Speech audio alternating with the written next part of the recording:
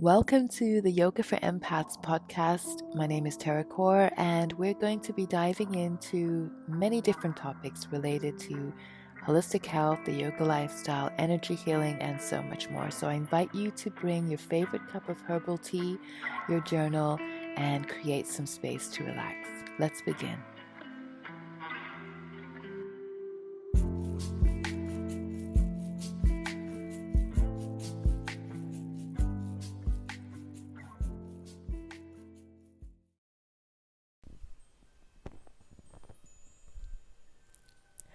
Blessings, beautiful people. Satnam. If you have some time right now just to sit back and relax, this is a really good opportunity just to close your eyes. Don't worry if you can't close your eyes or if you're doing other things. Just be connecting to the words and the vibrations right now. And take a moment just to center yourself. Close your eyes, focusing on the point between your eyebrows, your point of intuition. And just take note of how your week was so far. How are you feeling right now in this very moment? How are you feeling? How was your day? How was your week? See what comes up within.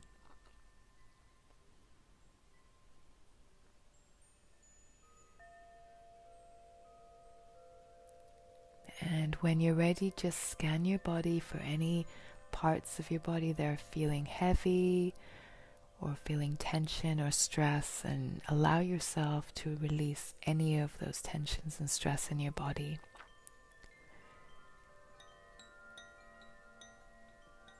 Take a moment to take a deep breath in, holding your breath right at the top. And when you're ready, exhale, release everything. And slowly open up your eyes if you had them closed.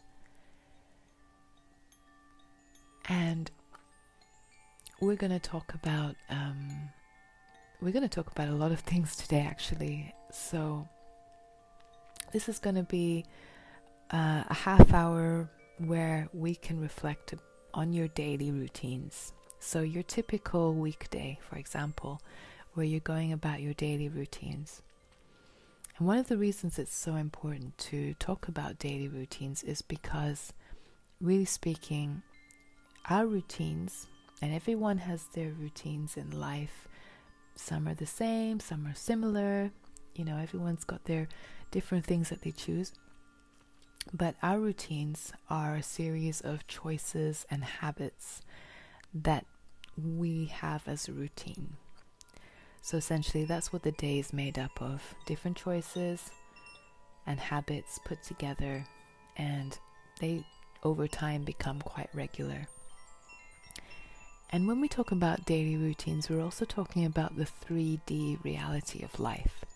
So 3D reality of life in terms of energy, if you can call it energy, because everything is energy, is more to do with the more grounded energy the more physical energy in our life. So the day-to-day things that we have to do. If you're into astrology, it would probably be more 6th house related things. So it's our daily routines, the mundane. Some people would say it's quite boring routines that we have to do, like washing up the dishes, cleaning our clothes, just maintaining our daily life. And it's not always glamorous, but it has to be done. And this is very 3D energy. And the thing is, nowadays, especially when we're talking about holistic health and spirituality, and in general, actually, in daily life, we are collecting so much information compared to even just 10 years ago. Think about the amount of things that we're consuming energy-wise in our environment, in the media, just the electric energy. I mean, you can feel it even if you're in the countryside. I have many friends who don't live in cities and they still feel it because it's a collective energy that is moving quite rapidly now, and it's literally in the air. The energy is in the air, and as empaths we feel it. And Yogi Bhajan referring back to Kundalini Yoga, he talks about as we move into the Aquarian age, we're becoming more sensory beings. You know, we're living at a time where we are we're having to integrate a lot of different things that maybe in the 1970s we wouldn't have had to, or a generation ago, even 10 years ago or 5 years ago, we wouldn't have had so much of that stuff, energy to consume and to integrate into our system. So we're learning to adapt, and we're actually all becoming more aware and more empathic on some level. And I feel like this is why the topic of being an empath has become so popular recently, because more and more people, no matter what their background is, no matter if they're introvert or extrovert, because I've met a lot of empathic extroverts as well, it doesn't seem to fit a box anymore. That's one thing I'm noticing. Being an empath does not necessarily mean that you fit a certain box. And more of us are being aware of that energy. And this energy that we're collecting is on a 5D level. So tends to be more of a higher chakra level, where it's not something you can see or physically touch necessarily. It's just something that you know you're consuming with your higher chakras. Some of it is good and some of it is quite challenging, but still the amount of information, inspiration, and especially if you are on a holistic or spiritual journey, you're going to find that once you open up one door of a topic or an area that you're interested, you find yourself connecting to so many others. Everything is connected at the end of the day, especially when we're talking about our self-journey and growing and evolving as human beings. And this is all 5D energy. So this is upper chakras. And when I'm working with clients, I notice, again, just very generally, of course everyone's different, but people who are very sensitive tend to be much more in their upper space. So the key challenge is to bring that amazing energy that we're collecting in our upper chakras, bringing it down into the heart, and then more into the grounding of the 3D world. So through our body, becoming more aware of our body, becoming more aware of our daily routines, becoming more aware of things to do with the physical reality, such as money, finances, actions related to creating projects in the physical world. All these things that seem sometimes like a big challenge, especially for a lot of creatives as well. I have a lot of clients who are in the creative industry, and the business side of being a creative person, which is the lower chakras, tends to be quite a challenge. So I see this time and time again in different examples, how this integration of 5D into 3D, that bridging gap, is the key thing. And one way we can tackle it is through our own personal daily routines, taking full responsibility of our choices and habits every single day. So I want you to just go along with me as I take you through this visualization so that you can see what I'm trying to say in probably a more visual way. So in this visualization, I want you to slowly, in your mind right now, think about yourself entering a huge supermarket, like one of those big supermarket chains that has so many different aisles, and each aisle it has so many different products, and you have a shopping basket. I'm going to call it the spiritual shopping basket, where you're entering the supermarket and you have so many choices, so many areas, and you're going along these different aisles, and each aisle in this visualization is going to represent a different area or different source of information that you're interested in. And as you're going through these aisles, you're picking up things that you like and you're putting it in your spiritual shopping basket. And this is the stuff that you're collecting. You're deciding, well, sometimes it's very subconscious, but you're picking up the things that inspire you, the ideas, the information, the knowledge. And you keep moving on and you keep finding things that you like and putting it in your spiritual shopping basket. And there comes a time where you have to head to the checkout. And in the checkout, you're going to have to scan everything that's in your basket. And you're going to have to use your energy as a form of exchange. In the real world, money is a form of exchange. So you would be using your money to pay for your things in your shopping cart. But in this visualization, we're talking about energy. So in this case, it would be having to use your time and your attention and your own energy in order to consume everything that you've had in that spiritual basket. Can you imagine the amount of things, the bulk of stuff that you would probably have in that basket? I know definitely in my own life, this is something that I constantly remind myself when I'm picking up so much information, and I am a complete information junkie. I'll admit that. I realize that there's only so much time and attention and energy I have to actually integrate all of that into my life. So we have to ask ourselves, how much of the stuff we collect do we really want to carry into our daily life, to integrate it fully, to put our full attention, our awareness, our heart into actually using that information on a day-to-day life level? And how much of that stuff in the cart we don't need? And also how much of that stuff we can just let go of. We can allow it to just be that beautiful inspiration for that moment, and then just set it free as an energy form and let it loose. And this is something that I find really helpful when I'm collecting information about any topic that I'm interested in. I'm always asking myself, am I going to be able to use that in my daily life?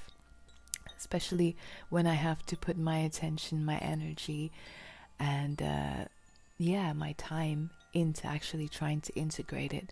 Because some things are great in theory. You know, we can read a lot of different books and a lot of different things about holistic health and spirituality. But if we're not really integrating it and fully taking the time to process it through our time, our energy, and our attention, then does it become useful for us? I don't know. I'll leave it out there for you to reflect on that. But I can only speak from my journey. I know that sometimes it's good to just sift or go through all of that stuff and literally make a list. You know, this is something I love to do, and this is why I love writing, because it turns all the information from 5D to 3D. When you take the time to write a list and actually say, okay, I'm going to be working on this today, or I'm going to be working on this project this week, and just bringing it down, pen and paper, black and white, seeing it right in front of you. And it becomes much more clearer. And then deciding how you're going to put this information into your daily life. And this is where this podcast is hopefully going to be useful, because I'm going to share some very simple tips in how you can do this, and it doesn't have to be complicated. It sounds very complicated, but if you think about your normal day, there are many times and there are many little spaces in between tasks, in between actions that you can actually use to really manage your energy and to recharge your energy. So let's just take a moment now. Again, if you can, close your eyes. If not, don't worry about it. Just tune into the words and see what comes up within. I want you to just take a moment to connect with your breath. And I want you to think about any day this week, any typical day this week, what you did, starting from the very morning, from the minute you woke up. What was it like, and how were you feeling? And just go through it in your mind, remembering slowly, especially the morning routines, what it was like.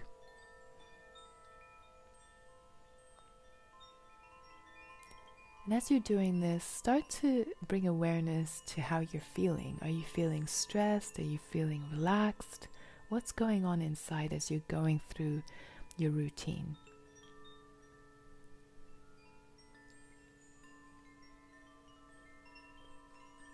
And then slowly, if you want to, you can take this further down during the day, going through some of the routines that you normally do. And I invite you also to write this down when you can.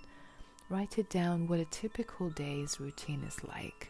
Everything that you can remember, even the simplest things like making a coffee or buying a coffee before you go to the train, or anything at all. Just small little things, choices and habits that you make every single day.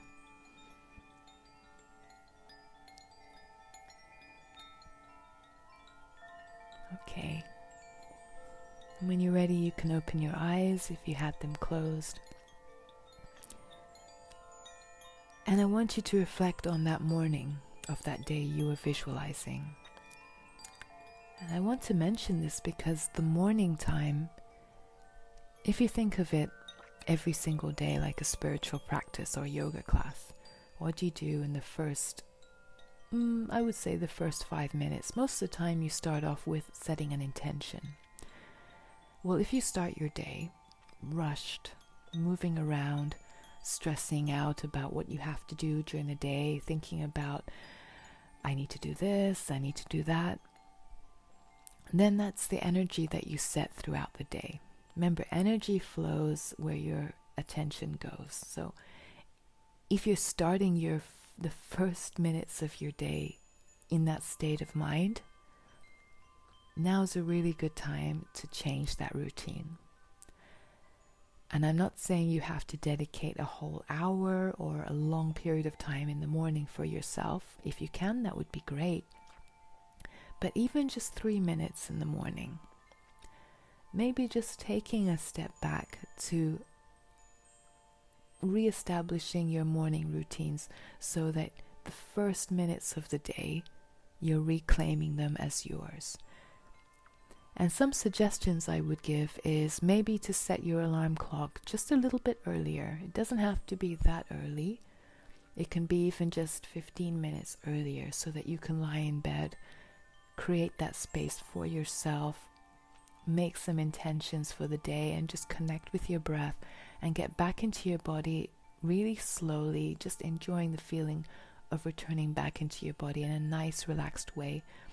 And you can use that time for setting an intention, saying affirmations, maybe doing a very simple body scan like the one we did in an earlier podcast, or even writing anything like gratitude or reminding yourself of anything that you're grateful for. Just taking those minutes to yourself makes a huge difference. It makes a huge difference because once you set that foundation for the rest of your day, then no matter what happens, and life happens, and a lot of stuff can go up and down sometimes, we're not always in control of everything, but at least you know you're in that space where your energy is set. You know, you've set your energy. Whatever happens after that, you can handle it. You can always handle it, but this time you're much more grounded because you took the time to recharge your own energy. One thing I notice when I talk to clients, especially when it comes to the mindset of recharging your own energy and taking time out for yourself, one of the first things that they always say to me, and I also catch myself saying this to myself, so I'll put my hands up for this, is that many times, especially empaths who are giving a lot of energy to other people, to their jobs, to other responsibilities and other roles in their life, sometimes taking time out for themselves doesn't feel very comfortable. Because I remember one client saying that she felt like she should be doing something else, like she should be spending more time with her family, or she should be doing more work. Basically, the time that she was having alone felt uncomfortable because she always felt like she should be doing something different. And that's the word should. Sometimes can really just rock the boat, especially when you're really just trying to enjoy yourself in that moment by yourself. And at that moment, that's when we have to realize that there has to be a mind shift in some way, a huge shift in the way we look and how we recharge our own energy. So recharging our own energy, if we have energy recharged within us and we take responsibility for that, because we can only take responsibility for our own energy and how we manage our energy, then we have more to give.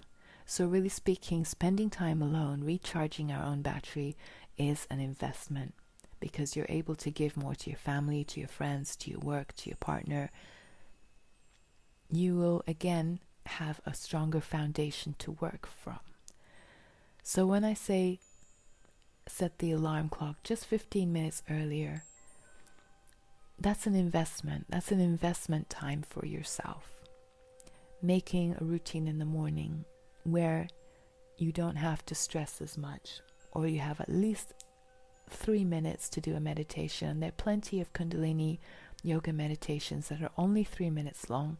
I will link them below, and you can try them, and it just makes all the difference. And practice trying to have that shift of your mind and the way you focus your energy from feeling that you should have to do something, and instead remembering that this is an investment of your own energy to others as well, to yourself first and then to others. And it makes a huge difference. And then as you're going throughout your day, I want you to also think about all the little spaces in between things that you're doing that you can also use as time for yourself to recharge your own energy. For example, if you work in an office, let's say you have half an hour to eat lunch. Maybe in that half an hour you can get out of the office, even if it's just to sit in your car and eat your lunch in peace, or be in a space that feels more relaxed and just focus on your breath and enjoy your food. Simple things like that.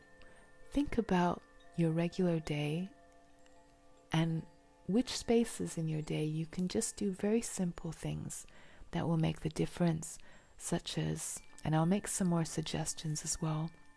If you have time and you're doing something, maybe just quickly return back to your breath. No matter what you're doing throughout the day, take a moment, a random moment, to connect back with your breath and tune into your breath and start breathing a little bit more deeply as you continue doing your daily routine. Or this is another good one. If you are walking from point A to point B, take that time and that walk to start focusing on your feet. And as you're focusing on your feet, be mindful of the ground underneath you. So basically you're taking the energy again from your upper chakras, bringing it down, grounding your energy, and focusing on your breath and your feet together. So you can synchronize your breath and the movement of your feet, almost like a moving meditation as you're going through your daily life and heading to the direction or the place that you need to be. You can even use a mantra. This is one of my favorite things. As I'm walking and striding along, use the mantra Sa Ta Na Ma. It's a beautiful mantra. I'll link all the information below for that. You can use that when you're walking. So using any mantra you like and synchronizing it with your body. And this will bring you into a place where you're more present. Again, just recharging your energy so that you're not always up above. You're actually in your body. You're more in you're literally in your feet, in your space, and starting to observe the world around you and recharging your own energy through this way.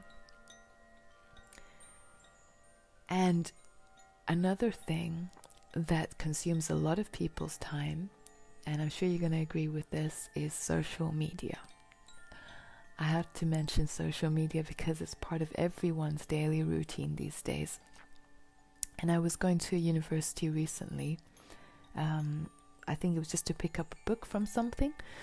And I was reminded of the times where I had to go on the computer in the university library and all the stress it caused me. You know, when you're finishing last minute assignments and you're on the computer and everything. So I thought, okay, let's look at these students and see what they're up to. So as I'm walking through this line of computers, I'm looking over people's shoulders, and I'm starting to notice all the screens are exactly the same. And what was on the screen? Facebook. So the students were actually spending their whole lunch break on Facebook, which I found really funny because back in my day, we didn't have Facebook, and we actually had to use the computers in the university's library. So yeah, that was way back in the day, and already you can see how we consume energy very differently, you know? So when it comes to social media, think about how much time you spend on social media. And I'm not saying social media is bad. It's definitely got a lot of good points to it, but it can consume a lot of time. And another thing is, if you're not very conscious of the energy that you're picking up through your news feeds on social media, this can also have an effect on your energy. So think about what kind of regular news feeds you have on Facebook or any other platform. Do they inspire you? Do they drain your energy? Do they make you feel sad? What emotions come up regularly when you're on social media? And also, can you limit the time that you're on social media? It seems like everywhere I go now, even on public transport, everyone's on their phone, you know, no one's like present. So if you are choosing to use social media, make sure at least the energy that you're picking up from the people that you follow, from the organizations or the companies or whatever it is that you like to have in your newsfeed, make sure that it's inspiring you, and it's also charging up your own energy in some way or another. There's nothing worse than going on and reading newsfeed after newsfeed, update after update of bad news and gossip and stuff that maybe doesn't really enrich our energy as much as it could do. And again, I hold my hands up because I remember at one point I decided to unfollow a lot of different pages and a lot of different things that were just sharing bad news all the time, because these things do have an effect on our energy on a daily basis. And also psychology studies show this as well. There's a lot of science and research based on this right now, which is really interesting for me as a psychology student in the past. So it's just is part of our lives, but it's very important to be very conscious of how our energy is interacting with it, and making sure that if it's part of our daily routines and our daily life, it nourishes us. It doesn't drain us, it nourishes us. And the last point I'd like to share is about the nighttime routine. So the nighttime routine, I'm a night person. I find it really hard in the morning, which is especially good for anyone out there who is not a morning person, to make sure that you have a morning routine. But the nighttime routine can be a different challenge because, especially if you are more active in your mind during the nighttime like I am, switching off, like literally trying to switch off our mind because there's so much going on and we're picking up so much throughout the day, can be a challenge. So I also invite you to spend some time changing up or switching some of the routines that you have at night, especially if it's very active, you know, and just trying to calm it down, and set the intentions for the night to follow, so you can return back to your sleep state in a much more calm way. And actually, sleep is a very, even though it seems like you're not doing anything, there is a lot going on when we sleep. We recharge our own energies, our mind, we connect to a lot of different energy levels and higher beings and higher self. So spending the last, I'd say, 1 hour or half an hour even before we go to sleep to just wind down, maybe set some intentions for our dreams, because empaths tend to dream a lot generally. People who are highly sensitive tend to have very vivid dreams because of that upper chakra awareness and strength. So you can actually use that time to be creative and do something that doesn't involve technology, that just involves you being creative and connecting back to yourself. And some suggestions for this would be to maybe have a journal, like a dream journal, where you can set some intentions before you go to sleep at night, and then in the morning, if you have any dreams, you can write down what dreams you had. And in time, you'll start to develop your connection with your dreams, and that will be just part of your routine, where you're using your sleep to recharge your own energy and also to connect deeper to yourself, especially if there's some areas that you want to work with. And I really recommend that we work a lot with the third eye before we go to sleep. So any meditations related to the sixth chakra, the third eye, and intuition is fantastic for going to sleep, so that you're opening up to the different realms as you go to sleep at night, and you just allow everything to process within. And for an exercise that you can do until the next podcast, time seems to be passing really quickly when I'm talking through these podcasts. The next exercise I invite you to do is to see if any of these tips work for you, especially the morning routine. Try and focus on your morning routine, and if you can add any of the other tips from today's podcast, that's great. But see if you can change your morning routine so that you have space for yourself. So again, it doesn't have to be long. It can even just be 15 minutes before your regular waking up time, to just relax, to connect with yourself, to do something that nurtures your energy, and setting an intention for your energy for the rest of the day. And maybe doing some meditation, connecting with your breath on a deep level is fantastic. And if you really want to take it to the next level, I also invite you to explore the topic of sadhana. Sadhana is daily spiritual practice, and this is for the yogis out there who want to really deepen their practice. Between the hours of 4 and 7 a.m. in the morning, we call it the ambrosial time hours, where I think it's to do with the angle of the sun and the earth. This is the time where you can really work deeply with the subconscious.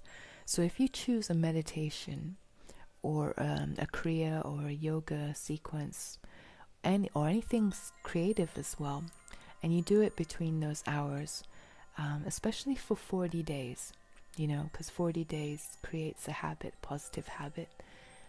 This can really almost have a really profound, deep effect on your subconscious mind. It can clear out a lot of the things that we've collected, especially on a really subconscious level, and also related to fears as well.